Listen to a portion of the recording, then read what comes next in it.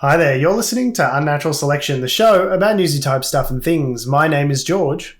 My name is Tom. And my name is Adam. And with our powers combined, we are Unnatural Selection. Make sure you visit us at our salubrious home on the web, unnaturalshow.com.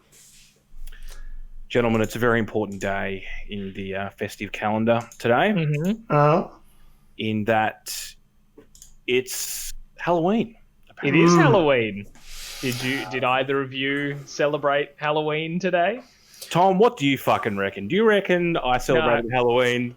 No, I reckon you're one of those killjoys. I know you don't like us having fun. Look, if we're gonna rail, like I was having this discussion with Alice today. She and I love Halloween. Like we love Halloween. It's so much fun. It's like an excuse to put on a cool costume, hang out with some friends, have some drinks, whatever. If we're gonna get rid of a bullshit holiday, Valentine's Day. Valentine's Day can fuck off in the sun.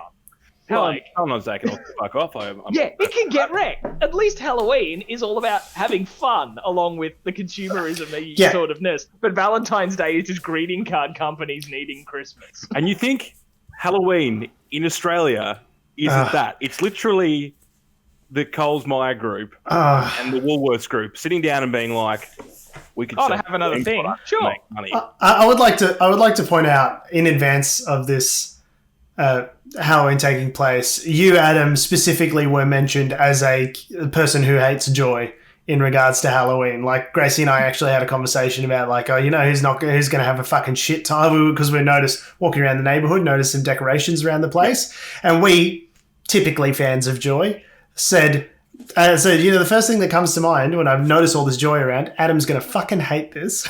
Yes. Yep. And I was right. I was driving through the western suburbs today on the way to see some friends, just because I can now, and it's trick-or-treat central. For no reason. Anarchy, absolute chaos reigns. It feels like it's literally just parents being like, it's literally just parents being like, I can't be fucked, like, having to do it, having to entertain my kids. So I'm just going to, like, go along with this thing. It'll distract them for a week, and away we go. And, sorry, just to check, Adam, your extensive knowledge on child rearing comes from your experience raising how many children? Raising several balls of dust that were collating on the back of the zero children. Zero children is the response. Yeah. So it's almost like you have no idea what the fuck you're talking about. Yeah. Almost like I've got no idea what the fuck I'm talking about. Nah. But I just wanted to start off with this as a point of the show. I've actually never done. Actually, maybe I did when I was quite little. I don't remember it like that well. I've never really done the trick-or-treating part of Halloween. That's that sort of thing. It's always just been... the main part, some would say. Yeah. Well, no, it's just been like, usually someone will have a Halloween party. It'll be like, it's Halloween, so let's all like dress up as scary things and just have another party.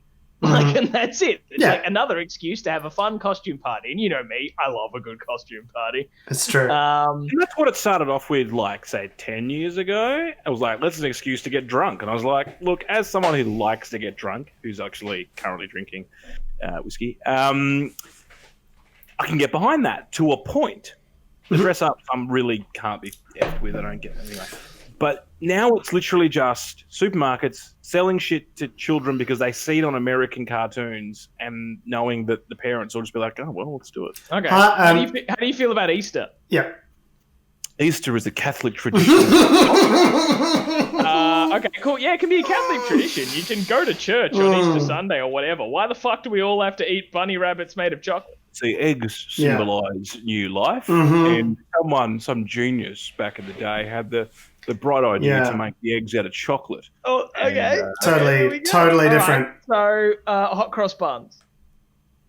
Well, the cross is symbolising Jesus Christ, and but why do we have to have hot cross buns? It sounds more like that the Coles Myer group sat down and were like, all right, what kind of baked goods can we make that coincides with this? Yeah, why do I need to eat Jesus?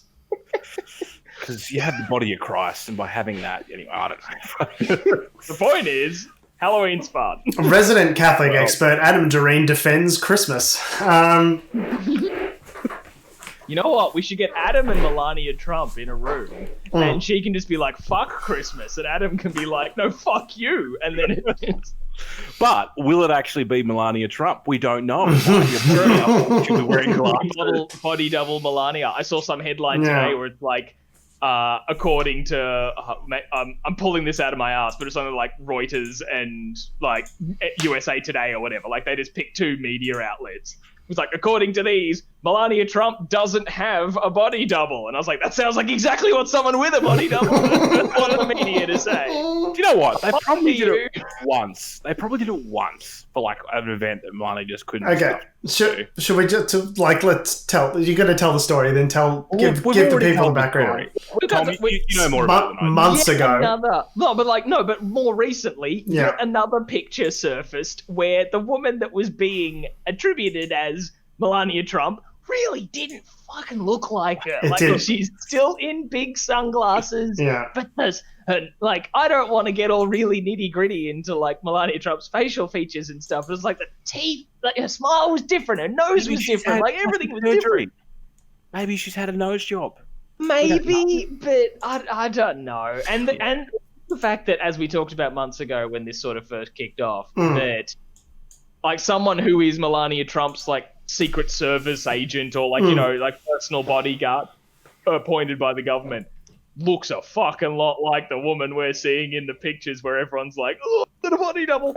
I just wouldn't put it past him. I think the thing that we've got to wonder about, I can't remember if we talked about this on the show last week or if this was texting between us. My memory's terrible.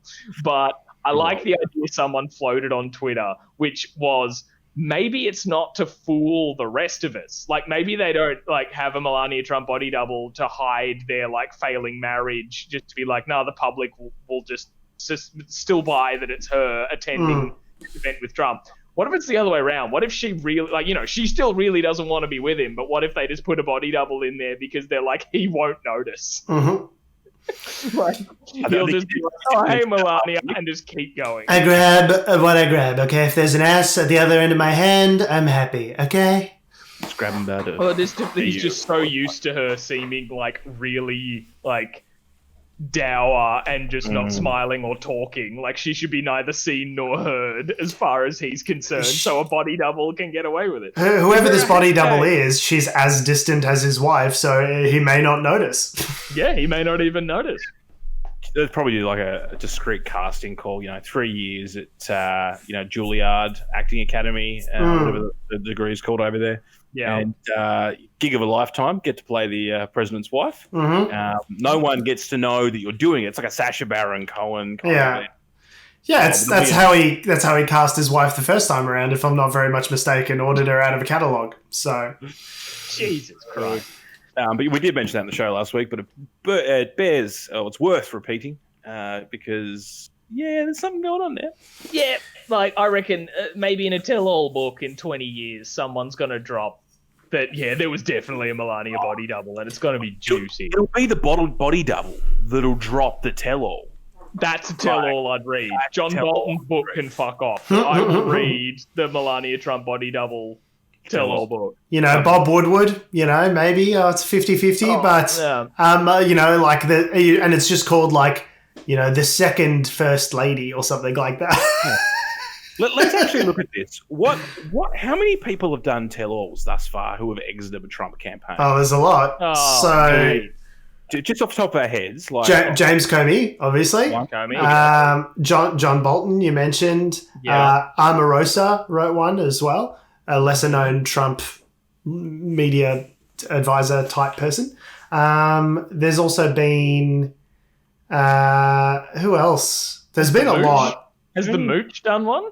Anthony Scaramucci. He was only there for 11 days. There's not much to tell. Day 1, setting up my office. Day 2, having a chat to the staff. Day 3, finding out where the lunchroom is. Day 7, fired. Like, it's more of a tell-all pamphlet.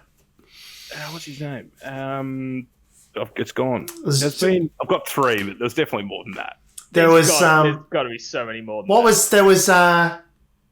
that one that I read? Fire and Fury. The Fire and Fury guy's done several. He wasn't. No. He's not like someone who was in the Trump administration and then left and wrote a book, but they were just dumb enough to let him in the room. Yeah. There's been... Spicer? Has Sean Spicer done one? Surely. I know he went on Dancing with the Stars. That's not quite the same. I'm just going to Google Trump. Yeah, I know. Tell alls. Mary Trump's done a tell-all. Well, yeah, she's done a tell-all book. Like, I guess, I read that one, but no, she's not. She wasn't like part of the administration, but she has done like a. John Bolton, James Comey, Andrew McCabe. No, hang on. Are these books? This is great. This is great content. Everyone's this is loving great content. Does Don Trump Jr. count? Oh no, Sean Spicer did have one. Did have a tell-all book. There you go. Yeah. Does Don Trump Jr. count? Because he wrote that. It's just called like Triggered or something. And I don't know if that counts as a tell-all book. I think it's just his fever dream ramblings about how we're all soft. Chris Christie? No, he didn't have a book, but he was removed. He was shit canned. And obviously, feature-length movies, The Comey Rule being, a recent addition based on Jim Comey's book, A Higher Loyalty. So, there's a look. I kind of just thinks just then. More than none, which is how many tell-all books came out of the Obama administration. I don't ever remember being like, and then Obama said he was going to fucking, hang out with the Ukrainians and, give Vladimir Putin a blowjob. Like, no one ever said, like, the worst thing Obama ever did was wear a tan suit that one time and salute with a latte in his hand. So... How dare he? It was disrespectful, Adam, be honest, okay? The Marines and they're fucking military people, and it's fucking disrespectful, okay, mate? All right. Well, I've listened, I've learned, and it doesn't matter anymore because he's not in office. Who? Obama. I was going to say, are we talking about Donald Trump? We might be jumping the gun there slightly. Nice Like, segue. did that happen, like, now? Nice segue. The election's coming up in how many days? A couple of days? Well, Tuesday, November 3rd. 4 days for us, but it's like 5 days from now at time of recording. You want to have an excuse for a holiday and to celebrate? Like, that's the day you need to look at. Well, it's Melbourne Cup Day here for us in Victoria, which we are the only state that I'm aware of that has a vacation because of a horse race. They're just like, the government encourages you to gamble today. That's really what today's about. Responsibly. Like, do you want to gamble, drink yourself stupid, and see a horse get shot in the head right on the track? Well, have we got the event for you? We're declaring it a public holiday. Yeah. It's called Watch Get Glue Made Day. Jesus Christ. No, but seriously, horse racing bad, y'all. It's really not great. It's real not great. But look, you guys the headlines come the next day around the world of what filth monsters we Australians are. Like the carnage that is left behind on the greens and the photos of all the people in their like finest tarot cash suits and like craziest fascinators just vomiting all over themselves and falling into the bushes and like punching out cops and stuff. It's sad though because this year we're not going to have it because there's no one's allowed to go. No, that's true. We all do that in our own homes. The great shame of the Melbourne Cup 2020 is that due to the lack of shit-faced plebs, it will actually be a somewhat civilized event. So that is the great shame of 2020, if ever there was one. Look, just a side note, I do get shivers down my spine watching the Melbourne Cup. There's something about galloping horses. But the fact... Okay. Right. Rewind. There's a lot to unpack there. I love galloping horses. I'm like Darryl Braithwaite. We'll go riding on the horses. But, yeah, the industry's response to and I guess their ongoing lack of policy around horse welfare in big races. I'm not a horse racing expert, but I mean, the fact is a lot of horses die on the track. Yeah, because not to get too bogged down into this because we want to talk about the US election. Sure. Yes. But my understanding is just the act of racing them, no matter like what kind of policies they could do for their health otherwise, is really bad for them. Yeah. Like, it's cruel at its core, kind of. I mean, you could argue that. And there are a lot of people within the racing industry that would say that they have they're meant to be raced and they're trained to do it and all this kind of shit. But I think at the end of the day, there are horses that die on a track, and it's a pretty hard fact for anyone to dispute, and that happens every year. Yeah, but on the other hand, on the track they have like fucked lungs and all that sort of stuff. Counterpoint, Adam. I like having a couple of cardies with the girls and wearing a big hat.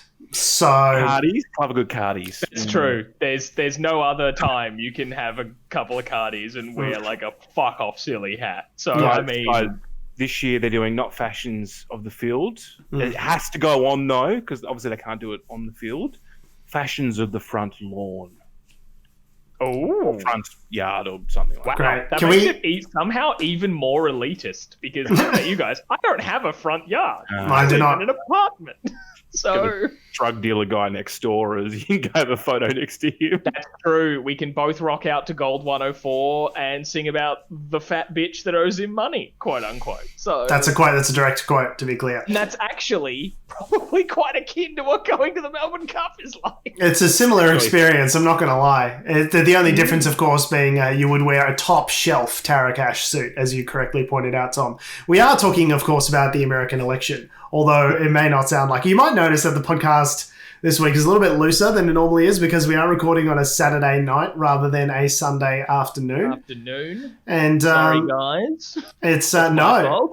I'm perfect. I'm here for this very loose podcast. I'm just having a couple of daddy juices, drinking, waiting for the inevitable crushing defeat when Donald Trump somehow manages to snake a victory out of the jaws of defeat yet again in 2020. It's looking unlikely though, George. Biden is 9 points up, I think, in most polls. Yeah. So on average, Biden is 9 points up in all national polls. I can't think of another event in recent history though where the Democratic candidate was ahead in the polls nationally and had a terrible result against Donald Trump. It does nothing more. Oh, what did it happen to?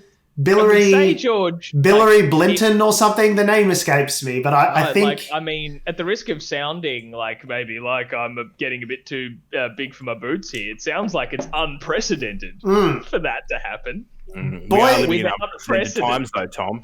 Boy, do I long for precedented times. How good were precedented times where the biggest scandal was like, sports rorts. They're like, she gave $33,000 to a gun club. That's, terrible corruption. That's crazy. I don't know. Oh, probably. I love using that as an example, even though that all came to light like during the pandemic. It was like just before things really kicked off. It was like around about that time. But so, you're right, Adam. Like Biden's polling really well. But I guess the thing that's got me paranoid is like all the other coverage I've seen around it where like, the polls are saying like 9-point lead. It's something insane. Like that's great. But it's all the other aspects of it that are all, all the times where the Republicans are saying the quiet parts loud, like where they're all like, so we got Amy Barrett onto the Supreme Court and when we contest the result, not if, when we contest the result, it'll be great to have her voting in our favor so we can steal the election. Yeah, when we contest... I said what I said.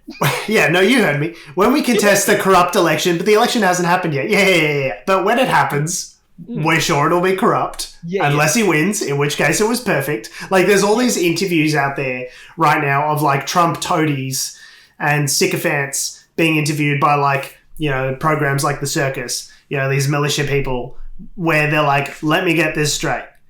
If Trump wins, the election was not rigged. And they're like, yes. Like, just nodding. Like, yes, I'm a rational human being and I understand what you're saying, 100%. And like, but if Biden wins, and they're like, it's corrupt, it's been stolen. Like, it's just like, that's not how, you don't get to decide that the election's corrupt just because you don't like the result.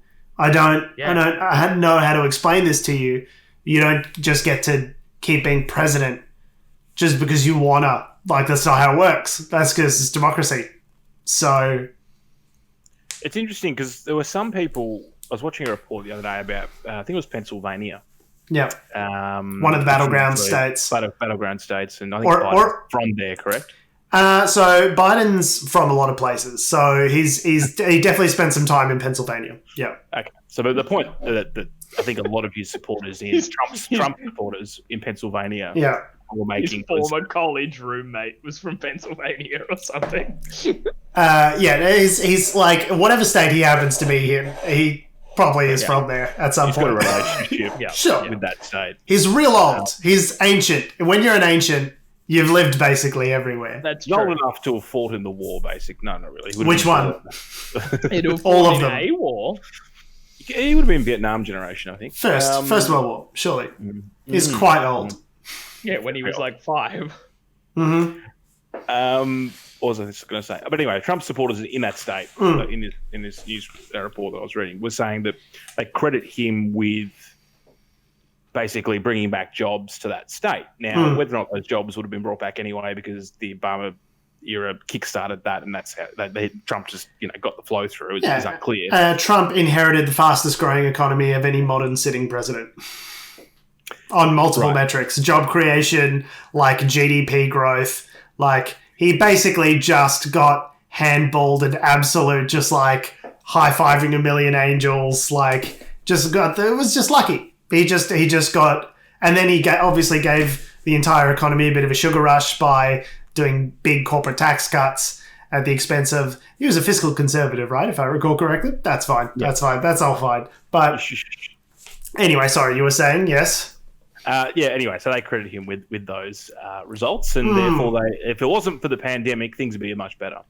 You could argue that the pandemic, undoubtedly, of course, things would be better without the pandemic. The fact that the pandemic has arrived and Trump's, shall we say, lackluster response is due to, is responsible for, understatement of the year, lackluster response is due to, has resulted in the deaths of hundreds of the 220,000 Americans at this point.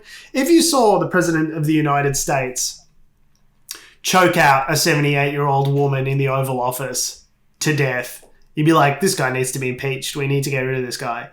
Now, imagine him, George, but not successfully. Imagine they did impeach him. They couldn't get him to leave office because Republicans have no souls. But it's if you saw the president do that, you'd say this is reprehensible. This person's a criminal. This is malpractice. We need to get him out of office. And instead, what the American public did was they watched him do it 200,000 more times and said it's not that big of a deal. And it's more people than have died in all of the wars in America this century. That's fine. That's fine. It's normal. It's normal. And if you don't like it, you're a fucking partisan hack, you piece of shit. 4 more years. 4 more years. 4 more years because jobs and growth. So the point being is it doesn't matter what the reality is. People believe what they believe. So the question is, how will that show up on the actual election day? Keeping in mind that there's been massive amounts of pre-electoral voting, whatever the word is. Yeah, I think I saw some number the other day that was like half the amount that voted in 2016 have already voted early. I think it's more than that now. I think it's probably more than that by now. I think I heard this maybe like a couple days ago. I think like we're fast approaching the metric where it's like more people than voted in the 2016 election altogether have already early voted. Yeah, and so the question being is like if he's polling like this now, does it really matter? Because if half the votes, the die is cast. Yeah, last I heard, it was like 75 million votes have already been submitted. So at this stage, it doesn't really matter what Trump does because a certain amount of the electorate has already cast their ballot, and hopefully with a big fat D on the front of it, not an R. So I really want him to lose. I want him to lose so bad. I would take this as a Christmas present. I was looking at getting a VR headset. The HTC Vive Cosmos looks pretty good. And I would rather have not Donald Trump for president for Christmas. Can I please? I'll be such a good boy. I'll do all the dishes. I'll do all the dusting. I'll take out the bins. I'll do anything. What do you want me to do? I love clean the toilet. Are you going to clean the toilet? Absolutely. That you're just listing like the basic things that you should already be doing. I'm doing those things, but I'll do them extra. I'll do them with vigor. Do them real hard. Yeah, just do them good. Toilet scrubs real good. Yeah, you'll just take the bins out twice. Mm-hmm. Like, it only needs to be taken out the once and then the chore's done, but you'll bring them back just to take them out. And then take them out again, correct. Yeah. Do it right. I'll take out the neighbour's bins. Yeah. You know, it's the old expression. Do it twice, do it right. Mm-hmm. Mm-hmm. Tom Heath, 2020. Are you talking about voting? Vote once, vote often, as a wise philosopher once said. Vote early, vote often. Exactly right. Don't vote often. Only the one. Don't commit fraud. So that's America. Everything's going great there, and we'll have I guess it's our last episode before that election happens. Yeah. So please, if you're in America listening to this, please vote Democrat. Yeah. I know Biden's an uninspiring old white man, bro. but independent, you know, like just Gary Johnson's real. I'm going to write in Gary Johnson. Like, Joe Biden's not the person I'm jumping for. No, shut the fuck up, Tom. He's the best. Don't listen to him. Shut up. Joe Biden's the best, and he's great. You're gonna love him. He's gonna be in the race between Joe and Trump. He is the best. Joe is the best. You know what though? Joe Biden wears the fuck out of some aviators. Have you seen Joe Biden wear some aviators? I knew you'd love the fact that he wears aviators. That's fucking sexy. It's like, oh, he's an old man, but he wears the fuck out of those aviators. Well, there you go. And no other reason, he looks great in aviators. And look, to be honest, Adam, that is the level of political analysis that most low information voters in North America tend to engage in. So it may be the fact that wins him the election. Who knows? There is something promising about potential Senate races. It might be that Joe Biden wins the presidency. It seems more than likely that the Democrats will retain control of the House. But it seems also possible, given a couple of like marginal Senate races, that they might actually retain. They might actually gain control of the Senate as well, the Democrats, and that'd be something that'd be a full House. Really worth looking forward to, because that's essentially a supermajority. It means you could govern without the Republicans, more or less. So, given the fact that they've proven themselves over the last 10, 15 years to be utterly obstructionist assholes. It'd be good to not have to get their votes on anything in order to be able to govern and pull the American economy and the world out of the collective coronavirus toilet that we find ourselves in. Well, good news today out of China. China have said, after many secretive discussions, that they're not going to cut off ties with not going to cut off economic ties with the United States. Great. So I think they're looking at potentially what's going to happen. This election, I think they're probably watching with great interest. Yes, to say the least. Presumably, they're thinking that Biden's going to win, and that they won't have to deal with Trump's insane trade war, which hurts exactly those Pennsylvania steel workers that we were referring to earlier, among many others. But okay, the question that I wonder if this is like even a useful vector at which to come at this problem. I can't imagine a scenario where Trump says, yep, that election was free and fair and I lost. I respect the democratic process and I will gladly step aside and respect the transfer of power. I don't see that happening. And so my question is, how much blood will run in the streets come November 4th, Tom? Well, I guess take solace in the fact that we're probably not going to have a definitive result by November 4th. Sure, but Trump will claim victory, surely. Oh, of course he will. No matter what happens. So, yeah, it is a terrifying notion. I was thinking this the other day that, regardless of election outcome, it's going to be a shit time. That's going to be an absolute shit show. Either he wins, which, fuck, or he doesn't win, and then we have an even bigger constitutional crisis on our hands. And, Yeah, I wouldn't be so fast about that. I think it depends on the margin. If the margin is marginal, shall we say, then he will absolutely probably object to it. But I think if the margin's clear enough. But that's the thing. If the margin's clear enough, they'll be like, well, then it's not a legitimate margin because look at all the ballots dumped in lakes and look at all this and that and that and that and that, and then it gets deadlocked in the courts. The Republicans know that they can't win by winning; they have to win by cheating. So that's why they're already before the elections even started, they're issuing court challenges to say that in certain states, ballots received after Election Day, even though they were postmarked from before Election Day, should be kept in segregated things because they know that it's going to end up in a court challenge as to whether those ballots should even be counted. These they're already segregating these ballots, and that's something really important to note. If you're listening to us live or very shortly after recording, and you are an American, as we said, please vote. But it is almost certainly now too late to mail in your ballot, so you should go and drop it off at one of those deposit boxes that are available in your state. Go to votesaveamerica.com if you need details on any of that. Yes, please make sure it's one of the real ballots. Yeah, not one of those fake Republican ones. Fake ones. Yeah, here's a fun story. Here's a fun story out of California. The Republicans in California set up fake ballot deposit boxes, which has to be illegal. And almost certainly like a terrible exercise in bad faith. Like, at the very best. Like, I really don't understand how anyone in good conscience can vote for this party anymore. Like, even if you are, like, because there are former Senator Jeff Flake, and, the whole Lincoln Project is basically former Republicans that are like, yo, we're still Republicans, but we can't fucking vote for this guy anymore. Like, never Trumpers made manifest in an actual political movement that have just basically exist just to troll President Trump. I don't understand how you could see the world will be so disappointed if we wake up on November 4th or November 8th or whenever the election results are actually finalized and we find President Trump has somehow managed to snake this again. The whole, like, not just America, but the world will fucking cry. Like, I can't, yeah.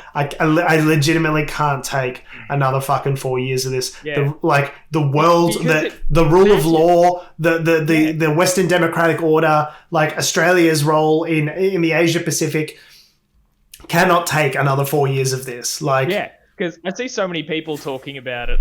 Yeah, just when people talk about like the US election coming up and stuff like that, that they say, well, but like it's their country. If they vote him in, they've fucked it up for themselves. Like it's it's over there. It's not like it's their country. Which would be fine if it was Tanzania or something like that. Like if it was the Philippines, that's fine. But it's the largest economy in the world. Yeah. And then, too, just the fact of how connected now the world is, like, at the very least, how it legitimizes different political movements. Yes. Like, the fact that it legitimizes crazy alt-rightness even further. We're going to start seeing some shit like this over here, like we are in the UK and already here. Yeah. Like, fucking look at Fraser Anning a couple of years ago. Yeah. It shifts the Overton window. I think we've discussed this many times to the right. Interestingly enough, Overton. Bob Overton and your window.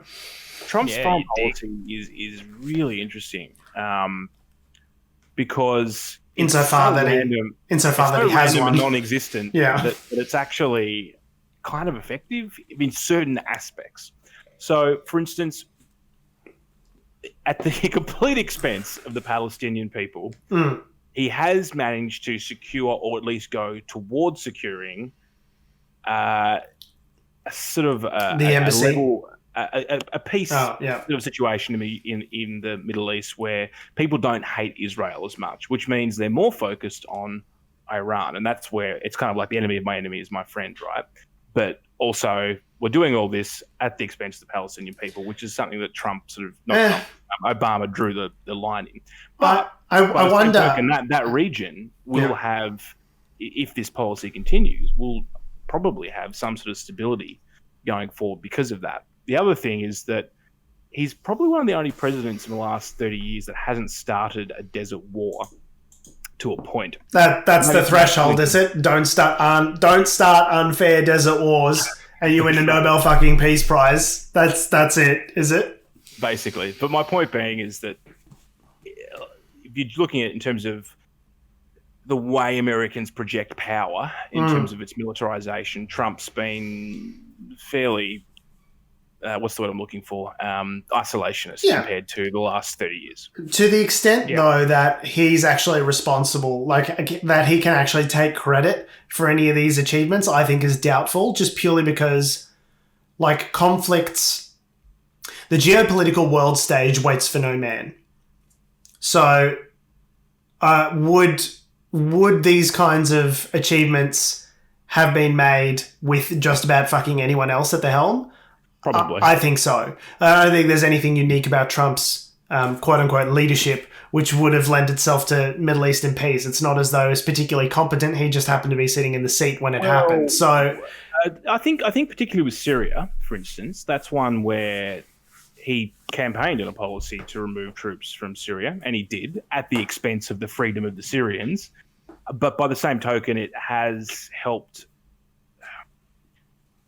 with great bloodshed. It has helped that conflict start to draw to a close. Okay, but like Obama was openly like, okay, you know, but was it like which president was it that sort of wound down the Vietnam War? It was Nixon, right?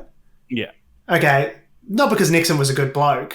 It's just like events over time, like any historical epoch comes to an end at some point, and things change, and the situations change, and tensions ease, and things move on. And I don't think it's anything to do with Nixon being a great fucking guy. Obviously, there are several movies going into why he was not such a fucking great guy that the war ended. So I don't know that Trump has, to the extent that anything good has happened on Trump's watch, it has had little to nothing to do with him. I'm not saying that good things haven't happened. Obviously, good things have happened.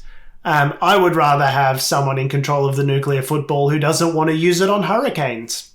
That's just a personal preference of mine. Yeah, that's fair. Certainly, one of the as we mentioned previously, one of the worst. I've had too many whiskeys, but one of the more detrimental effects. Surprisingly cogent for the amount of alcohol that we've had. So don't stress, Adam. You do you. One of the more detrimental effects that his policy framework has had on foreign policy is the whole China relationship, and that is really fundamental to how the next 10 years are going to play out, particularly for Australia. Because don't forget, China's expanding. China's becoming, they're being defensive. And in fairness, we're helping in Australia provoke them. But like, for instance, if US foreign policy becomes more isolationist and then China starts to make moves on Taiwan, and then, you know, rather than protecting Taiwan, the US sort of goes, you know, that's a huge maneuver. Like if Taiwan goes back under the control of the CCP, well, not back under, but becomes under the control of the CCP, like just only, it's basically, it's not Poland. It's what was the one before Poland that sort of precipitated the war? It's Czechoslovakia or whatever the country was, which they were like, you can have that one, but no more. Yeah. Do you know what I mean? As we've always said on this podcast, appeasement works. Dictators love just getting an easy win under the belt and just leaving it at that. Neville Chamberlain was right. It'd be very interesting to see what China then does next, and whether the US would particularly care if we keep going down this sort of isolationist route that we're sort of starting to trend to, with the whole economic disparity that's currently happening, where, you know, tariff you and I'll tariff you, and then we're also going to stop buying your barley and God knows what else, whatever it is here in Australia. Yeah, nobody wins trade wars. That's just not how it works. No. No, it is what it is. I think we're at obviously like an important historical inflection point, right? Like an obvious one. We know that if we head in one direction with Biden and Kamala Harris, the world will look a certain way. And if we head into another with Trump, it will look very different. And we're right on the cusp of, you know, like a week, 2 weeks from now, it will be different. We will be on a different track, a different course of history than the one we are currently on, or at least aware of the course that we are currently on, whether we, you know, choose to admit it or not. My hope is it's just that if Biden and Harris do win, it's just going to be a bit more thought through and strategic, as opposed to fly by the seat of your pants in a Twitter handle. A return to normalcy, to having a world order. And as much as like we criticize the Americans, as much as we laugh about them and mock Trump and all this sort of stuff, they're important. They're important. And I prefer a global world order where a democracy, even a democracy as, you know, shoddy and ramshackle as the United States democracy is in its current form, is still preferable to the Chinese Communist Party, dictating airspace and, trade routes. Maritime trade routes. That are not too far from our border. Yeah, so Infinite G. At the worst case, Biden's boring. Okay? Like, you should vote for him because it's a return to boring. It's a return to normalcy. It's a return to not having to worry that the president just tweeted something fucking crazy. Like, it is just a return to some degree of normal life. We can just trust that the country's not going to explode today. I don't need to be checking the news. Yes. Yeah, I don't need to have my Twitter stream open to figure out, whether or not the president's going to bomb a hurricane. I keep coming back to that for some reason. I don't know why. It's a big one that I had forgotten about. Yeah. So I'm glad you know what? I'm pretty sure it's actually the plot to a movie. Isn't it? Sharknado. Most things are when it comes to what Trump decides, or at least it's mainly a Veep episode. There was a really fringe movie about bombing a hurricane. Yeah, but it was about it starred Michael Shanks, who's one of the Stargate TV show dudes. Shot in Tasmania. It was very big at the time. That's why you've watched it. Yeah, I was shot in Tasmania. Anyway, I was by this. I think it was Sci-Fi Channel. But anyway, it was basically a rip-off of The Day After Tomorrow. I'm pretty sure how they fixed it was they launched nukes into the stratosphere to try and suck away the storm's power or something, and that somehow fixed it. I would very much like to listen to the science on that. It's what's it called? I'll get back to on it. But anyway, it's a good laugh. Okay, so I guess lastly, if you're in America, please vote for Joe Biden on November 3rd. Please, please, please, please, please. That would be great. If for nothing else, then as a little Christmas present for us. Just think of your friends across the seas that will be watching with great anticipation and great angst if Donald Trump manages to snake Pennsylvania. I am heartened by, I know don't trust polls and the only poll is the one on election day and blah blah blah, but I am heartened by the Georgia race, the Pennsylvania race, there are positive indicators. I don't want to get ahead of myself, but it is, I think it is an opportunity for a repudiation of the kind of grotesque, selfish narcissism, that gross kind of politics. Now is America's choice to show democracy works, even with Russians and all, people meddling and trying to fuck things around, even with populism, even with all these negative things, that this is your chance, America, to show that democracy works, and that, you shouldn't vote for an arsehole just because they give you the Supreme Court justices that you want. There is a higher standard that we should have for our public officials in Western democracy, and now's your chance to exercise it. And if you are feeling despair, I would encourage you to not, because despair is exactly what they want you to feel. Despair advantages those that are in power because it makes you disengage. You go, my vote doesn't count, or it's all rigged, or all this sort of stuff. And, to the extent that we're talking about it and making people anxious about it and making them disengaged, I do worry about that. Thankfully, we don't have many listeners, but it's, they want you to feel disengaged so you don't participate in the process. If your vote didn't matter, why are so many people trying to stop you from voting? That's the message I would leave. Yeah. The movie I was referring to earlier was Arctic Blast, and we talked about just then. So is the ending the title? Did they name the movie after the how they fixed the film? I understand. It's basically, they blast the Arctic. They blast the Arctic, which somehow it's set in the Antarctic, but go figure. George, you're saying the solution to global warming is we blow up the Arctic. We nuke it from orbit. We nuke the Arctic. It is the only way to make sure. Yes. That's it. That's the moral of the story. George, great speech. Thank you. You referenced they're holding public officials to account, which we're about to do here in Australia. Mm-hmm. Well, I mean, and these are public officials in the sense that they work for large.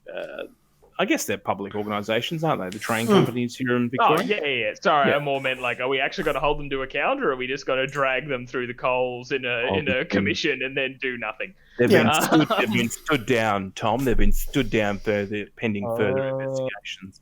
So are they welcoming the inquiry? They've welcomed the inquiry. They're going to cooperate with the inquiry. They've been stood down, and they're going to cooperate with the inquiry. And they're now, I don't know where what stage we're at. We're sort of at stage 3, I think. Metro, the company that is hired to run the trains here in Melbourne, is subcontracted by the government, the Victorian government, to do so. Yeah. So, it's public infrastructure, so I think it counts as corruption. Yeah, no, definitely there's corruption, and it's been picked up by the independent, broad-based anti-corruption commission inquiry. As Corruptober draws to a close, there's a few parting shots from the IBAC. One last little bit of corruption into October. Snifter of corruption. I love a good snifter of corruption. You know, I'm not a big corruption fan. I only take a snifter at Christmas. Yeah. You can't have too much of it, otherwise it's too rich. Too rich. Too rich. You know, you've got to sort of soften out the palate with news about football trades and other stuff. Otherwise, it's just, ugh. Horses getting shot in the head, etc. Exactly. Anyway, so there's 2 train operators in Melbourne: Metro, who do the suburban network, and V-Line, who do the regional network. Now, there are cleaners that clean the trains for both V-Line and Metro. Allegedly. They've been paid roughly $1.3 million a month over the last couple of months because of the pandemic to clean the trains, sanitize them. Because of the pandemic, sanitizing the trains is much more important than it was prior to. Well, it's as important as we realise how important it is. Yeah, it turns out like grabbing the handrail, it's like probably what makes me sick 90% of the time. I haven't had a cold in like 9 months. Yeah, it's so interesting actually that you say that, Tom, because I noted something recently. I was like, I haven't been sick this year at all. I don't remember being sick. And I guess it's just you're not mixing with people, you're not getting any kinds of germs. But it's amazing. It's incredible. Social distancing works not just for coronavirus, but also for the sniffles and man flu. So that's good to know. All those people who say like, we're changing seasons. That's why I'm feeling a bit rough around the edges. No, people are just gross. Yeah. We're disgusting germ factories. We're disgusting. Corruption. And this company's been cleaning the trains for the last couple of years as well. So it's the same company. They haven't changed contracts. This has been going on for a while. I do have a question about this before you go on. Yes. What were we doing to the trains before? When there were millions of people rolling around on them every day, were we just spraying some Glen 20? George, night trains just vomiting up. George, when you don't you realize when you have that many people holding like the handrails, like pretty much once enough hands have all touched on and off, as it were, of all those handrails, you've basically buffed them. Make sure just like going up and down them and just buffing them along. That's basically wiping them down. Just many more hands, and it's free. Tom, actually, they're paying us for the privilege of cleaning the train.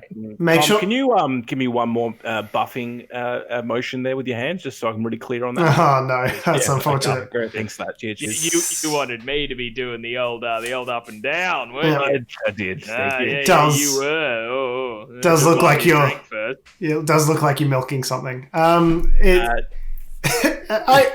haven't had any complaints. Please make sure that, before you finish your journey with Metro, that you touch your bacteria on and touch all of the virus off. All of it off. So it turns out the cleaning company in question hasn't been doing it particularly well. Great. They weren't doing it well to begin with. Just, I'm guessing, just from being a person who used to take the train every day, didn't seem as though there was really a company involved in making sure that those trains were sparkly clean before. So I guess I knew that there must be someone that was cleaning them, but they didn't strike me as particularly Yeah, it turns out they weren't hitting all their targets. The KPI being, did you do the job of cleaning the train? And they're like, turns out we missed our target. It's like, look, cleaning trains is actually not the biggest part of the train cleaning business. I'll have you know. So the cleaning company wasn't hitting their targets, but they had, thankfully for the cleaning company, they had 2 men in their pockets, one at V-Line, one at Metro. Great. The person at V-Line was the chief executive, James Pinder, because if you want corruption, it has to be as high up as possible. That's when it's best, surely. Yep. And there was another guy at Metro called Peter Bollis. They were literally receiving kickbacks from the cleaning company. So it was just a classic money for not doing work for the government situation. Basically. Great. Just look, we didn't clean the train. Here's $50. Is that how it went down? I would like to make the 50 a bit up. I would like to make the Australian multiple of 50, like in multiples of 10 of 50, if you want to go that way. Okay, lots of small bills. No, like $8,000 to $10,000 per sort of payment. Per instance. Oh, okay. I would like to tender an offer to the Victorian government, a very competitive offer for cleaning the trains. I too will also not clean Victoria's trains, but I'll do it for a cool $1.1 million as opposed to $1.3 million per month. So that is a saving. Take it from me. That is a banger of a deal. That is a saving to the taxpayer. George. Yeah. Saving to the taxpayer of $200,000 per month, and the trains are equally as cleaned as they were before. Yeah, you can trust George to not clean those trains. He is the master of knowledge. Like a fucking champion. It is a banger of a deal, and you'd be crazy not to take it. Thank you, Tom. To be clear, the trains have been cleaned to an extent, but not to the KPIs 100% of the time. They've been not hitting their targets, right? However you define that. Not pandemic level cleaning, which whatever you have in mind, it's not that. It's not that much.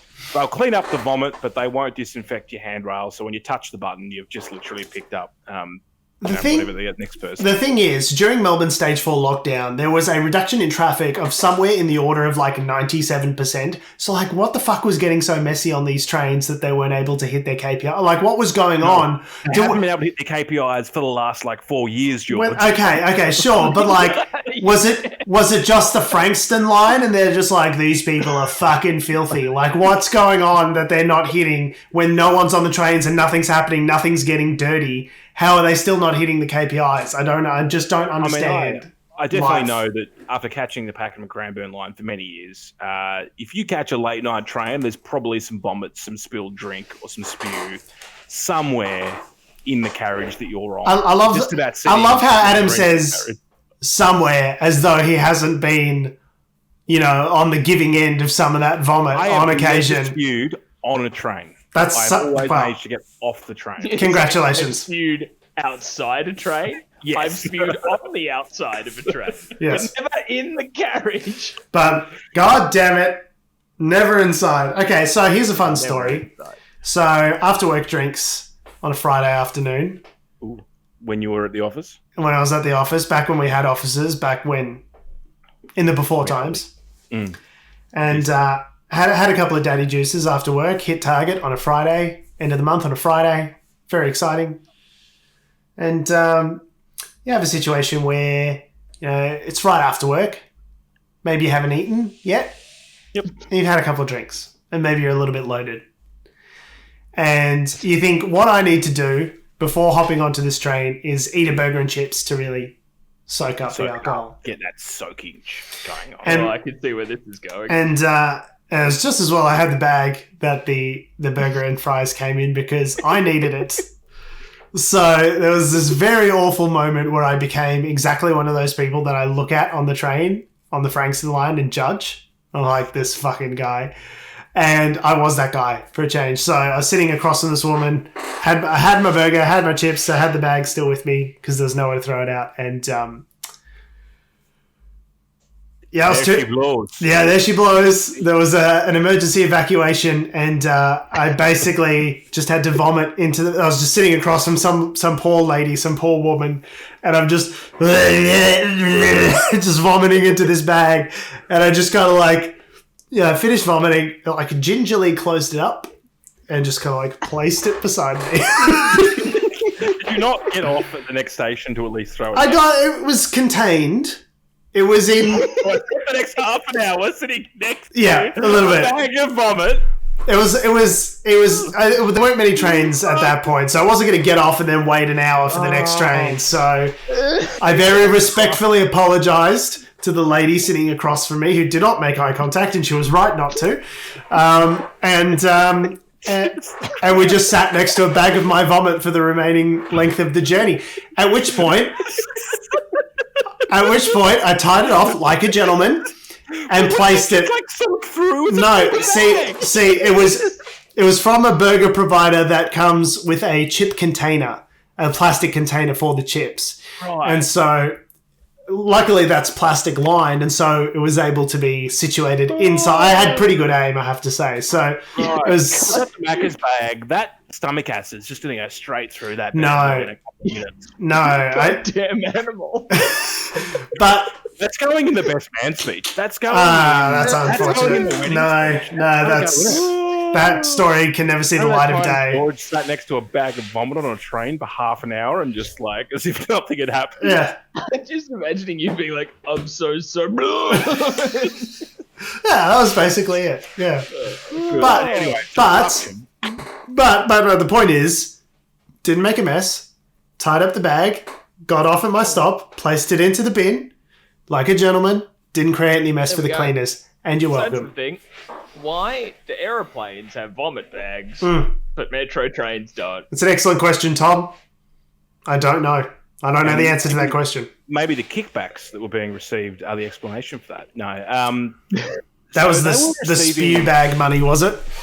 So basically, during the pandemic, they devised a plan to be paid more than $50,000 in bonuses by TransClean's the company, in addition to the payments they'd already organised between $8,000 to $10,000, which they'd been receiving for 3.5 years. Oh, cool. Now, what did TransClean get in return for this money? What was the contract, shall we say? They deliberately basically covered up the fact that they weren't hitting their targets. They let them know when a key audit was happening in July so they could be prepared for the audit. And then when they failed the audit, they then removed key parts of the evidence. When they failed the pre-prepared audit that they had corruptly been warned in advance of. When you fail the audit that you've been tipped off is coming. They arranged for problematic documents to be removed, put it that way.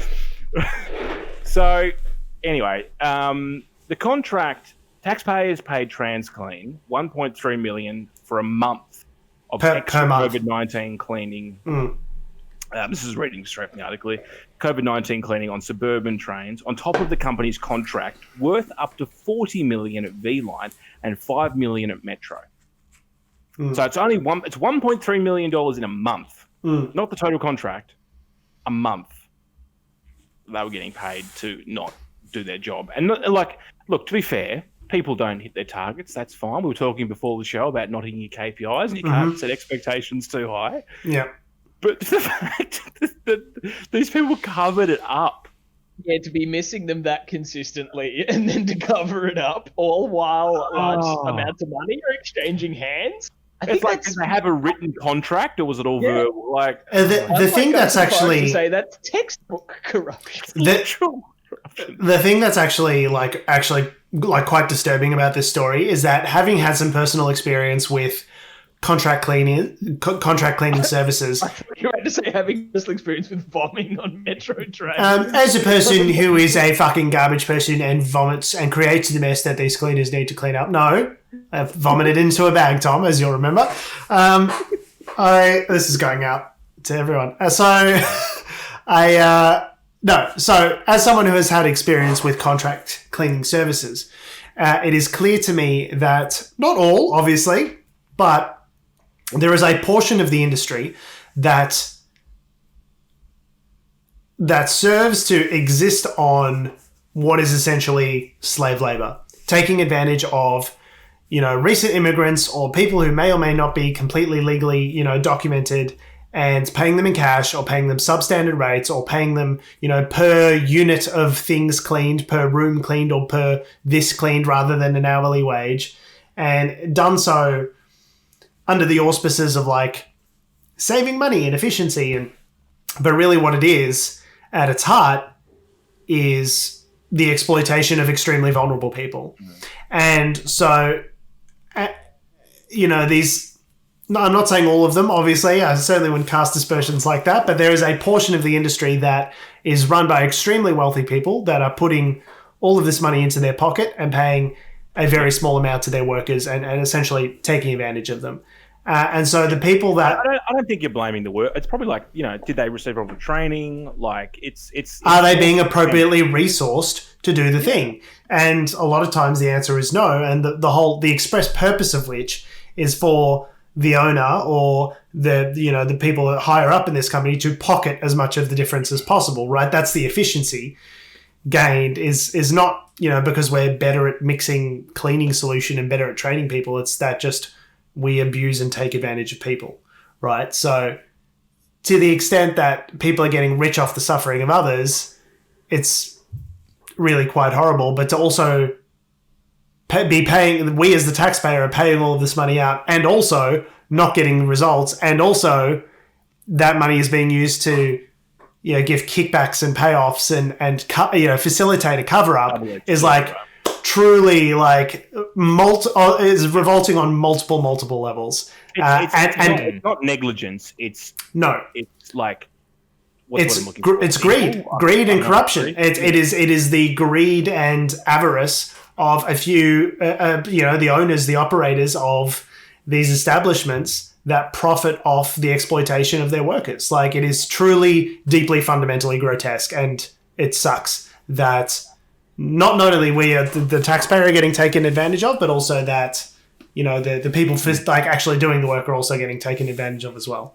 Not to mention the fact that, like, in a public health fucking disaster, like, you should have clean trains in a pandemic as a rule. Like, I know not many people are catching with trains at them. Well, have been over the last few months, but like, bloody hell, like, yeah, I don't know. I don't even know what to make of that. It's just, I hope there's some tough sentences thrown down on that. One wonders what once we're back in the office, once the working from home orders are lifted and the public actually needs to use these services again with confidence, like, I don't know if I can catch it. I don't know, man. The second-hand car market has experienced, this is globally, not just here in Melbourne, has experienced a real resurgence, not just that, but also luxury cars as well, first-hand purchases of luxury cars. So have had gangbuster months recently. And I think it's partly to do with the fact that people don't have no confidence in being on crowded public transport. And I don't see that changing until everyone is sort of fully vaccinated and we go back to a normal, not a COVID normal. I don't want to get on a train. You know what I mean? So if I'm feeling that, I'm sure other people are feeling that. I wonder if you could go to the point of pre-booking tickets, like kind of like old school, like that you, well, not that everyone ever pre-booked tickets, but the concept being is that the train has a max capacity. But I guess they can't tell. It's unenforceable. Yeah, it's too hard. Anyway, well, the way that our stations are built, that's really hard to enforce. Yeah. And Melbourne's public transport system was well overdue for a refresh and an upgrade and additional services before all of this started. So you take a situation where you've got people, say everyone needs to go back to work tomorrow. You've got a situation where people were already crammed onto overcrowded trains, now with the potential threat of virus circulating in the community, even if it's in tiny, small amounts. It just doesn't. It does not seem like a recipe for success. If we need to sit in a restaurant and we all need to be socially distanced and it needs to be preferably outside and we need to be wearing masks and all of these different, scan a QR code. Don't tell me that is more safe than sitting on a crowded train with a couple hundred people in an enclosed space. Yeah, I just don't. From point A to point B. Yeah, sitting in an enclosed space for an hour from, buttfuck nowhere to the city, breathing in each other's mouths, touching everything. I just don't, public transport seems to be a massive, massive risk factor, and I don't see that changing. Yeah. Now, do we have enough time to pivot to Saturday night, Adam? We can do whatever the fuck we want. We can. We could just do a 2-hour episode if we wanted to. Just keep talking. Not Fuck that I've it. eaten. My girlfriend's out there probably waiting to get dinner. Better late. It is 9:30. Well, we got started late, so, you know. But I believe in my text message booking the time. I said after dinner. How about we do the show? That's we true. had dinner we had lunch at 3, so. Yeah, it's fair enough. Had a few snags. Had a snag for the first time in 7 months, which was amazing. Snags are sausages for our international listeners. Snags, boys. Let's pivot in terms of coronavirus. Speaking of coronavirus, to one politician's response to that, and that is Juan Joshua Frydenberg. I don't know why I said it like that. I don't know why either. None of us know. Treasurer. No one knows. It's the great mystery of life. Yeah, Treasurer Josh Frydenberg. Josh, that 66 billion's behind the couch. Frydenberg, that we talked about from earlier this year. Yeah, whoopsies, miscalculated billions of dollars.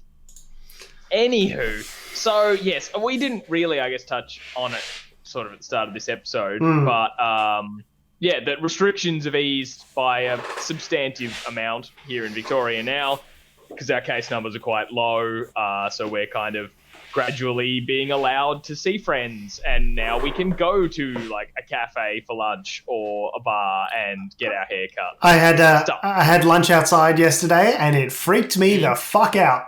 I was anxious. I was like, 9 other people. I was like, am I talking loud? I feel like I'm talking loud. Like, what am I doing with my hands? Yeah. Saw like 9 friends all at once today in like a picnic.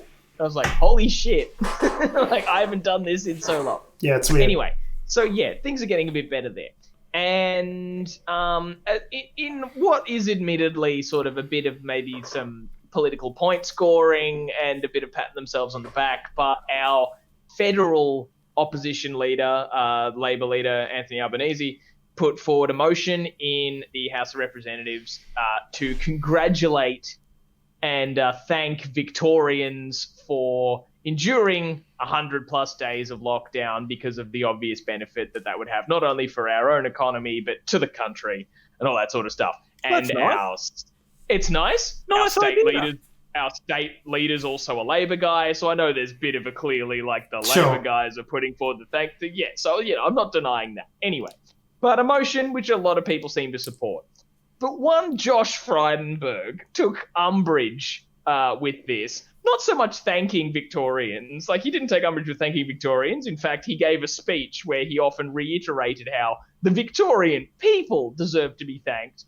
But he couldn't let it slide to not have a chance to just take some digs at the Labor government that was responsible for the numbers and the lockdown and the policy and all these sorts of things. But he said some things that I found quite infuriating. Tom, I don't know about you guys. Let it never be said that the LNP doesn't, let it never be said that they don't find opportunities for political partisan point scoring. They've got their priorities straight. They're making sure that the Australian people are totally aware at all times that the two parties are different, and one of them is a bag of shit. The question I have is, with point scoring, who's keeping score, and are they points of 1, or are they like, do you kick a goal and you get 6 points? Like, how does that work? That's a good question. So this one was a behind, minor point scoring. Okay. Just a single point, but generally goal is 6 points. And so the rules change all the time. Mishandling the hotel quarantine, the Victorian government, that was an own goal. That was 6 points. Right. Referenced here in this speech, so that's the thing. He dropped some fair mentions. But on the other hand, the LNP on a federal level, winding down JobKeeper and JobSeeker payments before the pandemic and the economic crisis is over. It is actually in the middle when the support is most needed. That is also an own goal. Yeah. So there's some highlights. Spend lots of money on the budget. So, like, Adam, how do you feel about how do you feel about fucking submarines? Love a submarine. Love a submarine. That's a political point scoring right there. Have we got some submarines for you? Now, let's get some highlights from this speech, because the general gist of it was him saying that, that Victoria having such low numbers and coming out of lockdown is a victory for the Victorian people. But he wanted to reiterate how much Victorians had suffered during lockdown. Josh Frydenberg is Victorian. Let's not forget. He's the member for Kooyong. So yes, he's Victorian. But he likes to make the comparison because a lot. The working class suburb of Kooyong, in that they're all working as lawyers or surgeons. So a thing that he wanted to point out was because a lot of people have talked about, given that we went from like hundreds of cases a day to like 700 days of none. Mm-hmm. Yeah, like 700 cases a day to several days of none in like 100 days. Whilst you look at the UK, the US, and it's just going gangbusters. In the same period of time, when we were experiencing around 700 cases a day, Britain, the UK was experiencing around 800 cases a day. You look at where we're at now, we're at 0 cases a day. Britain's at 15,000 cases a day. It just shows you, but for like severe lockdowns, there but for the grace of God go I, right? It could have gone really bad, and through a lot of immense suffering and sacrifice, Victorians have been able to get this virus back under control. But according to Mr. Frydenberg, that the comparison of what we here in Victoria did shouldn't be made against the United Kingdom or the United States. It should be made against the other states of Australia. Because they didn't go into turbo lockdown. They didn't have hundreds and hundreds of cases a day and turned into a crazy, massive spike. And he likes to, of course, refer to the children, because won't someone please think of the children? Josh, Helen Lovejoy, Frydenberg would like to point out. See, Adam, if you watch The Simpsons, you would get that. Honestly, you're missing out. You're missing out on all these killer references. But he decided to point out that, because in other states in the Northern Territory, they missed a week or 2 weeks of schooling thanks to having quarantine measures. In Victoria, they've lost 6 months. My kids have lost 6 months and blah, blah, blah, blah, blah. Which, that's a cost of the intense lockdown we had. That's the thing. He says some things in this speech that are a bit okay. Something to point out, kind of weird that you're doing that in this context. It's kind of maybe not the most appropriate, when the motion was just to say, well done, all the people who sacrificed a lot to get us to where we are, because that is one of the sacrifices that impacted their schooling. On top of that, he talked about how, we shouldn't be so proud of the 0 case numbers we're seeing today. We should be sad about the 800 deaths occurred, and laying this at the feet of the bungled hotel quarantine, which we've talked about, which is a fair comment to make in the sense of as this inquiry is going on into the hotel quarantine, that who was negligent where and what brought about our second wave and all these sorts of things. So it's which would be fine if the objective really was to get to the truth and have a good faith discussion about who was responsible and making sure that it doesn't happen again. But given that it's against his political rivals, they're clearly keen on it. It's a bad faith attack. The whole point is to try and topple Dan Andrews, who's a political rival, and they're not going to be happy with any outcome that sees him still in government. The fact is, he doesn't actually mention Daniel Andrews. Okay, but who the fuck is he talking about? Yeah, right. Who's he talking about? Who made all these decisions? Whose fault is it then? Made all these decisions. The point is, it's using this as a terribly as an opportune moment to dig the boot into their political opponents, right? And it's nothing more than just a partisan attack. Which, given that we've successfully muted a second wave, and given that Victoria, like the rest of Australia now, is now the envy of the world in terms of coronavirus cases, we did have some. We had issues. We had a second wave that we probably should not have had, but we had 0 cases per day now for, a couple of days in a row. We are the envy of most of the world. We are still, even having done everything that we've just done and suffered what we've suffered through, we're still in a pretty fucking good position compared to the United States, who just declared a record 80,000 cases in a day the other day. Like, we are doing remarkably well given the circumstances. 91,000 yesterday. I stand corrected. Thank you. And I believe they also hit a record of they had more deaths in a single day than our entire country has had. USA! USA! So, USA! USA number one.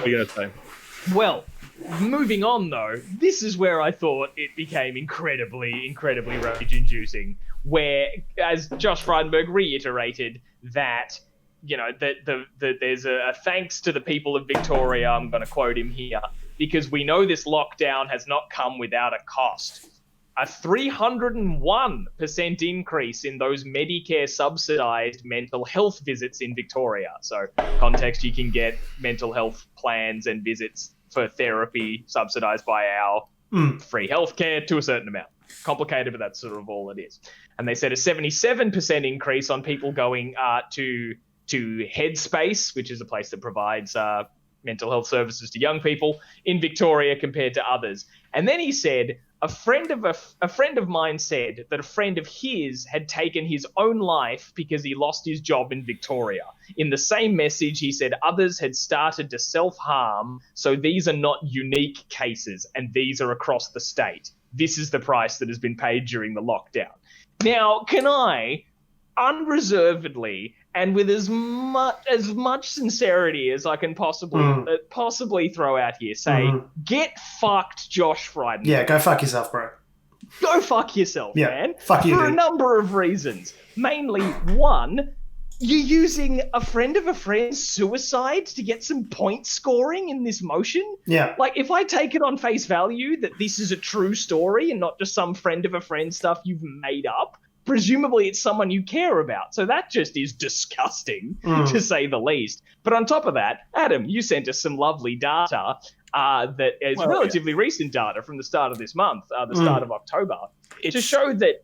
to show that suicide rates and like just numbers of people dying by suicide in 2020 in Victoria is equal to, if not less than, in last year. Before all the pandemic. So yeah, the refrain from those on the political right to say like, oh well, given the amount of people that die from self-harm, like it's not even worth it given the low numbers of people dying of coronavirus. Like people killing themselves is much more than that. It's not even something that's like worthy of consideration and discussion because number one, it's not true. And number two, if anything, numbers of other... So there's a way to measure death and this kind of stuff in a pandemic. It's called something like the excessive death rate or something like that. It's basically taking into account all things being equal, how many extra people have died this year during this period compared to previous periods in the past. Because you have a situation where when we're in lockdown, like an economy is a complex system. So you've got a situation where if we're in lockdown, yes, fewer people are dying of coronavirus, but also fewer people are dying of the flu. Fewer people are dying of other communicable diseases. But there might be more people that are dying because they're not getting their regular cancer, checkups or not getting their regular heart disease checkups. So all of these things are really complex to try and tease out and understand exactly where the morbidity actually lies. So what they do is they take all of this stuff into account and they say, okay, the amount of excessive deaths over and above what we would expect in this period, given previous statistics, is X amount of hundreds, thousands or hundreds higher than what it normally is. We are on track. We globally, the global community, is on track this year for coronavirus to be the thing which most people die of. So it is not a situation where it's just like, it's just like heart disease and the road toll is worse. And it's only because it's with the benefit of those lockdowns that we've achieved such low numbers that we can brag about and compare it to the road toll. And B, this is something that is causing a massive amount of death worldwide over and above what we know to be the expected death rate over this period. Like, these are not disputable. But that's not. Like, That's not. We're talking about the suicide rate. Yeah, so it's like... Yeah, but the suicide rate is factored into it's an that. aspect of it. Yeah, So you would say, okay, so the lockdowns have caused so many people to be depressed that they're now killing themselves extra. The fact is, A, that's not true, and B, there's also things to say that there would be the amount of deaths overall is like substantially more because of the coronavirus, and it's not like dealing with one. The lockdown does not preclude the other. Yeah, the data we're looking at is from the Victorian state. Yeah, it's more like just straight to Victoria, or just purely sort of more like drilling down into the suicide statistics more explicitly. But the numbers just really state that it's like no higher than in previous years. So that's one thing. This is from the 2nd of October, this report. Yes. So it's like year to date kind of thing. So of course, like, the year's not over, but like, that's not the semantics I want to get into with his speech here. More that, so one, more people aren't killing themselves. That's not true at this point. And then two, he brings up an increase in people visiting taking mental health services. And then also his example of the friend of a friend taking their own life as being as a result of that he lost a job. And I think just the fact that his brain didn't seem to connect together, that may be a thing that might have helped with the mental health of people who are losing their jobs during a pandemic, is if they were better supported in unemployment. And who's, just remind me, Tom, who's responsible for those unemployment benefits federally? Who would be responsible for that? I don't know, just maybe, a lot of people, but I guess in terms of the amount of money that they're willing to dole out to sort of help in that sense, the treasurer? Who's the treasurer again? Maybe to be the fucking treasurer? Who's the treasurer again? Just remind me who the treasurer is. I don't know, he's got some wacky name like Frydenberg or something like that. Piece of shit. Yeah, him, basically. He could have done this. So maybe don't cut people's unemployment benefits when they can't still find work because the pandemic's still going on. You hack. Like, I can't believe this. I've had to see, like, for months and months and months, because my partner has been unemployed this entire time. Like, as soon as the pandemic kicked off, her kind of work wasn't able to happen. It involved a face-to-face interaction and a lot of traveling around. And because she'd only been in that job maybe for 2-3 months, she didn't qualify for all the shit that they were putting forward to support people because, apparently having a job's not enough. You have to have been there for long enough. Fuck you if you're a recent employee, which makes no sense to me in a crisis like this. But on top of that, so it's the first time, I guess, she's had to be on unemployment benefits, which is, of course, like a privileged situation to be in. But that system can be so dehumanizing and frustrating and confusing, all with the threat over the top of that. If you misreport something, if you fuck something up, we'll just cut your payments, your lifeline, a lifeline they're reducing when she can't do anything to get into work again. Like, she's been fulfilling all the requirements of applying for different jobs. She's applying for ones she's qualified for. She's not just doing, I'll apply for fucking anything just to check the boxes. It's shit that she would do, but thanks to the situation, she can't just get this job. And then seeing those benefits being, like, not only reduced but threatened to be cut off has just been sending her mental health down hard, and it's heartbreaking to watch. And we're in a situation where at least I can work, so we'll be okay. So I can totally understand a 300% increase to Medicare, Josh Frydenberg, you absolute prick. And also, like, the idea that an increase to claimed benefits on Medicare is like evidence of a bad thing. It's like, no, this is the system working correctly. It's like, when there is additional pressure, when we are in the midst of a pandemic, when we are in the midst of an economic crisis, people should seek out these services because they are their entitlements as Australian tax-paying citizens to take up these services if and when they're required. The fact that the suicide rate hasn't gone up measurably is probably in no small part due to the efficacy of this system working correctly. Like, the mental health care access system, to these services. having access to these services that pick up the slack. I think, just to be clear from my perspective, is that we're not saying that there has been increased mental hardship. That there hasn't been, is what you're saying. There hasn't been. Of course there has been. Of course there has been. Anecdotally, I can definitely confirm there most certainly has. The question is really around, I guess, what causes that. And in this scenario, the narrative that Frydenberg peddles, I just hate as if it's if you're relating it back to economic circumstances, it cuts both ways. To say implementing a lockdown this hard costs people to lose their jobs, and those people are having mental health problems and are killing themselves. But it's when that's also not true in a lot of instances. But B, ignoring your own role. But the whole premise of the assertion is incorrect, because it's not a simple matter of choosing between virus or opening up the economy, because we've seen what's happened in other developed economies where they've chosen to open up, the United States being a perfect example, right? Is they open up and economic activity is still way the fuck down because people are scared of leaving their homes because there's virus circulating out in the community and people are dying. It's not either or, it's and. You tackle the virus and the economy will be restored. That's the virus is the economy. At Which this has stage, been the Victorian government's response to this date, effectively. So the only way to rectify the situation where Bobby Made-Ups gets his job back is to tackle the virus and make sure it's not as much of an issue going forward, so economic activity can safely recommence.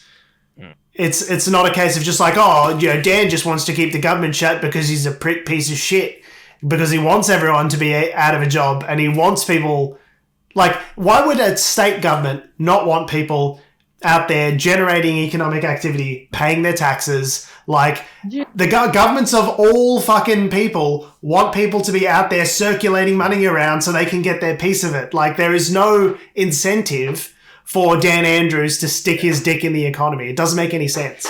I do wonder to a point, because you listen to some of Dan Andrews' press conferences and you can see that people ask him about Frydenberg's comments, because he's made similar comments to this in the past.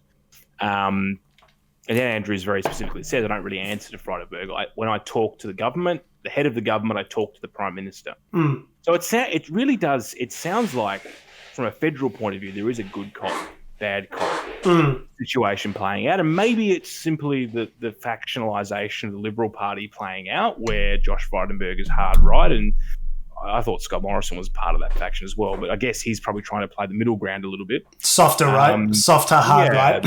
So I figure that the way it's working at the moment is Frydenberg bad cop, Scott Morrison good cop. Because for all intents and purposes, I think the National Cabinet have been fairly functional and fairly, apart from some snide comments every so often, they've been fairly collegiate as well. Between the state and federal levels, you're saying? Yeah, with the National Cabinet. Earlier on in the crisis, as things drag on, I think people return to their partisan corners. But But it's interesting that like the Treasurer is, for all intents and purposes, the 2IC of the government, right?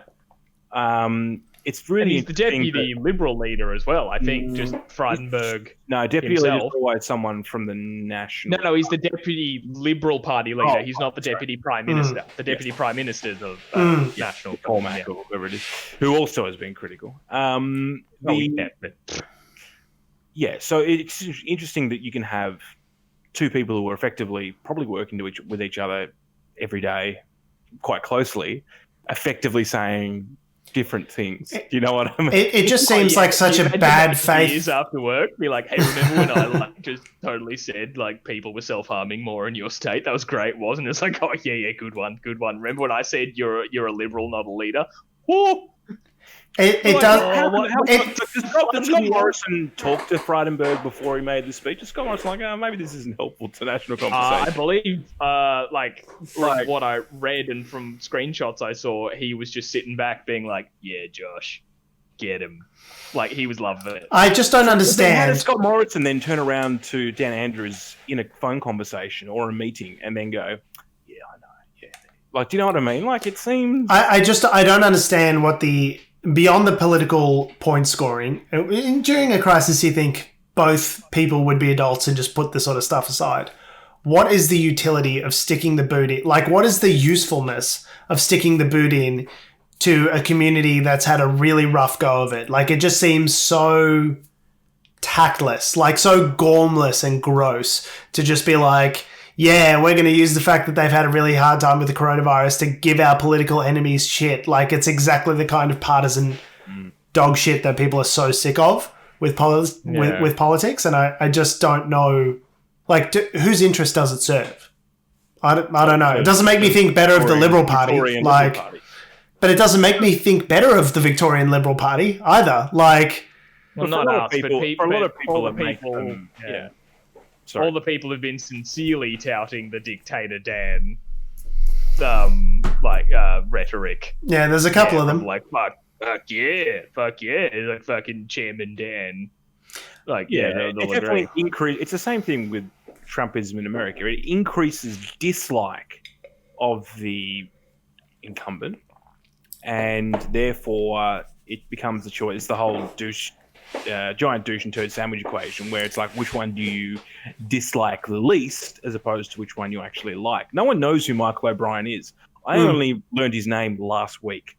So the point being is that it's not so much about whether or not we start liking Michael O'Brien. It's like, does the dislike of Dan Andrews outweigh our relative lack of knowledge of the alternative? One thing that I find like truly like crazy about all of this is that in reality, I should be a Liberal voter. I should be I'm a young, young man working in sales, right? I come from a politically conservative family. I'm a second generation immigrant that's come from like a conservative religious tradition. Like, by all accounts, I should be the person that's voting for the LNP. And for whatever reason, and it's largely to do with their stance on social issues more than anything else, I just I can't in good conscience vote for them. Maybe it's because I'm a millennial, maybe it's because I'm young and I think climate change is a thing. Monash is full of lefties. Maybe it's because I was brainwashed by the lefty, Illuminati education administration, but I should be their constituency, and I'm not for whatever reason. And I think that doesn't bode well for the political future of the Liberal Party, because if young people find it just completely unpalatable to vote for you, I don't see how the next generation of leaders are going to achieve any kind of political clout. If everything that's associated with your party becomes grotesque to our generation, in vast numbers, I don't understand what the long-term play is here. I mean, again, just to reiterate, the general theme of the budget, I think, hit the right notes. But it's not just about the budget, it's about cultural issues and other stuff as well. And it's one of those things that's we'll just have to wait and see what happens over the next few years. Wait and see for the coming train crash. On that note, we have been, we are, and we always will be Unnatural Selection. Make sure you visit us at our salubrious home on the web, unnaturalshow.com. Make sure you follow us on all the bullshit social medias that are ruining the world, that have, do, or ever will exist, at Unnatural Show. That's Facebook, Twitter, Instagram, YouTube, and motherfucking TikTok. Make sure you follow me on Twitter, Instagram, and YouTube at George Tsipos. You can follow me on Twitter at Tom D. Heath. You can follow me on Instagram at AC Doreen. And you can follow us all down to the derpity derp derp where they derp derp. Go vote. Vote. I absolutely nailed it. Go vote. To vote. Go and vote. Don't not vote. Vote with your legs. Yeah. Thanks for listening, guys. We'll see you next week. How does the American voting system actually work? Do they do 1 to 5? Or? I have a 10-minute explanation for that. I'll tell you off air. All right, bye.